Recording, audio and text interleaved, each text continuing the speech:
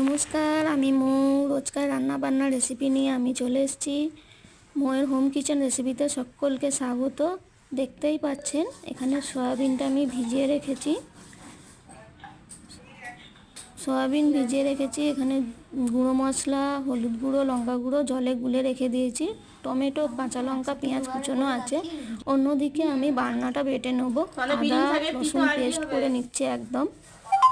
আগেই বলি, আমার ভিডিওগুলো যদি আপনাদের ভালো লেগে থাকে তাহলে একটা লাইক সাবস্ক্রাইব করে দেবেন এবং পাশে থাকা বেল আইকনটি প্রেস করে দেবেন।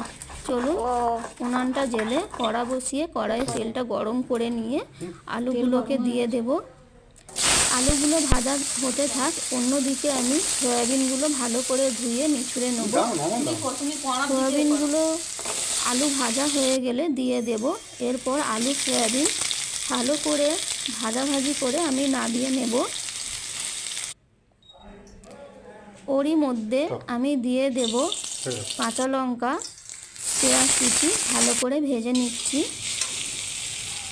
এরপর আমি টমেটোগুলো দিয়ে আরও ভালো করে একটু ভেজে নিব।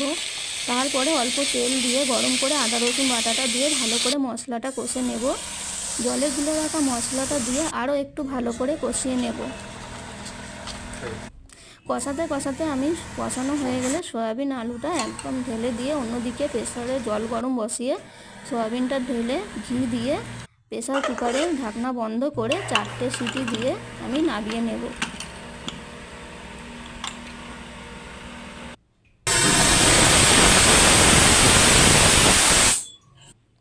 আমার সয়াবিনের তরকারি রেডি। দেখুন কালারটা অসাধারণ এসছে।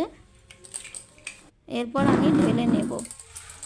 দেখতে কত সুন্দর লাগবে, দেখুন কত সুন্দর দেখতে লাগছে, পুরো মনে হচ্ছে মাংস।